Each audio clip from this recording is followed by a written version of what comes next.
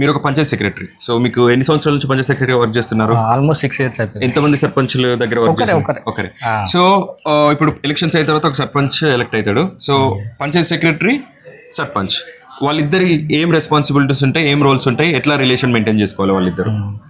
అంటే ఇప్పుడు సర్పంచ్ అనే వ్యక్తి లోకల్గా ప్రజల ద్వారా ఎన్నిక కాబడి వస్తాడు. ఈ సెక్రటరీ అనేది వ్యక్తి ఏమో గవర్నమెంట్ ద్వారా నియామకం కాబడి వస్తాడు.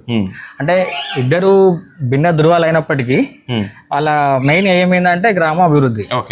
గ్రామాభివృద్ధి కోసం మనము ఇప్పుడు ఏంటంటే సర్పంచ్ని మోటివేట్ చేస్తూ ఉండాలి, పంచాయత్ సెక్రటరీ మోటివేట్ చేస్తూ ఉండాలి. ఇప్పుడు మనం ఏంటంటే సర్పంచ్ ఏదో పనులను మర్చిపోతాడు. సార్ ఇప్పుడు మనకు 1 month అయింది, మన జనరల్ బాడీ మీటింగ్ పెట్టుకోవాలి, 2 months అయింది, మనం గ్రామ సభ పెట్టుకోవాలి, ఈ విషయంలో చర్చించాలి, పలానా చోటకి సమస్య ఉంది, దీనిపైన మనం చర్యలు తీసుకోవాలని చెప్తే సర్పంచ్ గ్రామ సభ కండక్ట్ చేసి దాన్ని తీర్మానం చేసుకొని ఆ వర్క్ అనేది ముందుకు తీసుకుపోవడానికి చేస్తుంటది.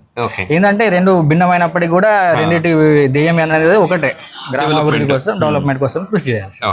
సో అది ఒకవేళ సర్పంచ్ ప్రొయాక్టివ్ లేకపోతే, సో ఇప్పుడు ఎడ్యుకేటెడ్ పీపుల్ సర్పంచ్ గా రాబోతున్నారు. సో వాళ్ళకి మీరు పుష్ చేయాల్సిన అవసరం లేకుండా వాళ్ళే మిమ్మల్ని ఇది చేద్దాం, అది చేద్దాం, ఆ స్కీమ్ వచ్చేటట్టు చేద్దాం, ఈ స్కీమ్ వచ్చేటట్టు చేద్దాం అని కూడా చేసే chances. Okay, so any how thank you.